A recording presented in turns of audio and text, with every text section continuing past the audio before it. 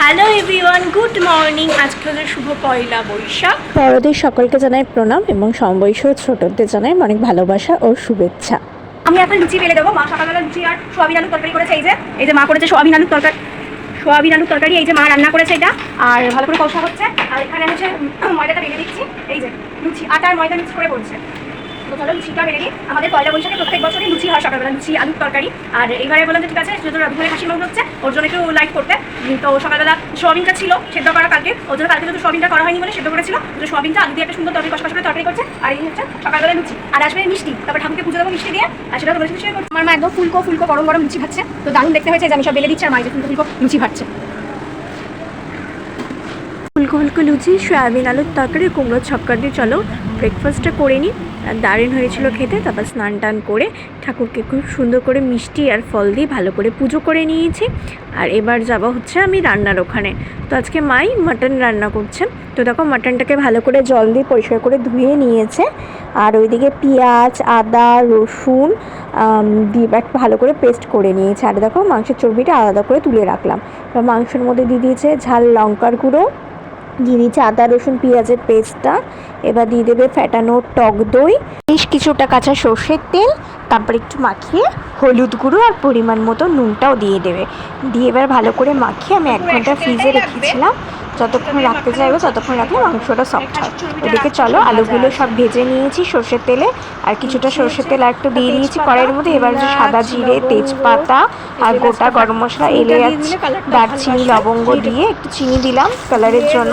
আর তারপর কুচো করা পেঁয়াজ সেটা দিয়ে দিলাম। তারপর টমেটো দিলাম, একটা গোটা টমেটো দিয়েছি। দিয়ে ভালো করে এটা ভাজবো। সামান্য একটুখানি নুন দিয়ে দেবো যাতে তাড়াতাড়ি সেদ্ধ হয়ে যায়। তো ভাজা টাজার পরে যে ম্যারিনেট করা মাংসটা রয়েছে সেটা এবার আমি দিয়ে দেবো কড়াইয়ে। দিয়ে এবার ভালো করে একটুখানি কষাবো, ভালো করে একটু কষিয়ে নেবো। তারপরে আমি দিয়ে দেবো এর মধ্যে হলো খাসির চর্বিটা। কিছুটা চর্বি আমি তুলে রেখেছি আর কিছুটা চর্বি আমি রান্নাতে ইউজ করছি। তো একটু ভালো করে কষিয়ে নেবো। আর এবার দেখো আমি দিয়ে দেবো কাশ্মীরি লাল লঙ্কার গুঁড়োটা। তো সেই কাশ্মীরি লঙ্কার গুঁড়োটা দেওয়ার পরে যে লাল যে কালারটা হয় না সেটা আসছে। যদি আমি খুব একটা বেশি কাঁচা লঙ্কা ইউজ করিনি, শুকনো লঙ্কাও ইউজ করিনি, সামান্য শুকনো লঙ্কার গুঁড়োই দিয়েছিলাম ঝালের জন্য। তো কাঁচা লঙ্কাটা দিয়ে ভালো করে কষে থাকবো। আর জিরে ধনে গুঁড়ো আমি যদি কিছুই দিচ্ছি না, সেটা আমি দিচ্ছি হচ্ছে মিট মশলা। যে কোনো কোম্পানিতে আমরা বাইরে মিট মশলা পেয়ে যাবে, তো সেটা দিয়ে ভালো করে কষিয়ে নেবো। তো কষানো যখন দেখবে একদম তেলটা রিলিজ করে গেছে, তখন আমি দিয়ে দেবো হচ্ছে জল। আর ওইদিকে দেখো মশলার বাটিটা আমি ধুয়ে জলটা বসিয়ে দিয়েছি গরম হতে।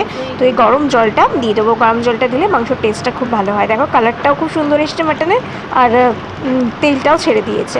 তো চলো এবার জলটা দিয়ে দিই। জল দিয়ে ভালো করে ঝোলটা একটু ফুটতে দেবো। আর ওইদিকে প্রেশার কুকারটা বসিয়ে দিয়েছি। প্রেশার কুকারের মধ্যে আমি মাংসটা দিয়ে দেবো। দিয়ে দেওয়ার পরে আমি 2টো সিটি দেবো। 2টো সিটি দিয়ে ঢাকনা খুলে আলু, একটু গরম মশলার গুঁড়ো আর 1 চামচ ঘি দিয়ে আর একটা সিটি দিয়ে নেবো। তাহলেই আমার একদম মাংস রেডি হয়ে যাবে। তো রবিবারে পয়লা বৈশাখের দিন বা যে কোনো অকেশনে তোমরা এরকম মাটন বানাতে পারো। কোনো পেঁপে পাতা দিতেই হবে না, পেঁপে পাতা ছাড়াই একদম না নরম তুলতুলে মাটনটা হবে। তো দারুণ হয়েছিল খেতে। তোমরা একটু ট্রাই করে দেখো। আমি নিজের চ্যানেলে এরকম দিয়ে রেখেছি আমি কি করে মাটন বানিয়েছি, তোমার সাথে শেয়ার করেছি। আজকে মাটন তো আমার মায়ের রান্না করেছে, তো অসম হয়েছিল। আর দেখো কালারটা কি সুন্দর লাল টকটকে লাল ঝোল হয়েছে। তো আজকে দুপুরে আমাদের মেনু ছিল ভাত, স্যালাড আর খাসির মাংসের আলু দিয়ে লাল লাল পাতলা ঝোল করেছে। আর রয়েছে পায়েস। আর ঠাকুরকে তো মিষ্টি দিয়ে পুজো দিয়েছিলাম। তো এই হচ্ছে খাওয়া দাওয়া।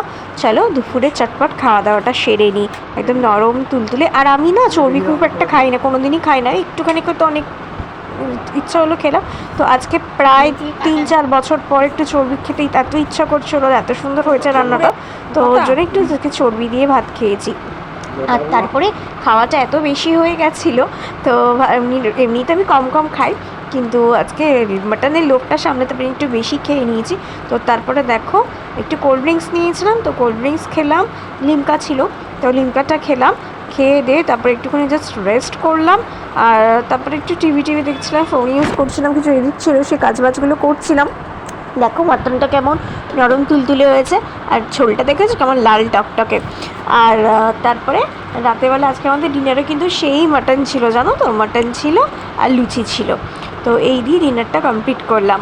তো তোমাদের অবশ্যই কমেন্ট করে আমাকে জানিও মাটনের রেসিপিটা তোমাদের কেমন লাগলো, আর অবশ্যই একবার ট্রাই করো। ভালো লাগলে লাইক করো, কমেন্ট করো, শেয়ার করো, চ্যানেলটা সাবস্ক্রাইব করো। যারা ফেসবুক ইনস্টা থেকে দেখছো তারা আমাকে অবশ্যই ফলো করো। সবাই ভালো থেকো, সুস্থ থেকো, দেখা হচ্ছে নেক্সট একটা ব্লগে। আজকের মতন টাটা।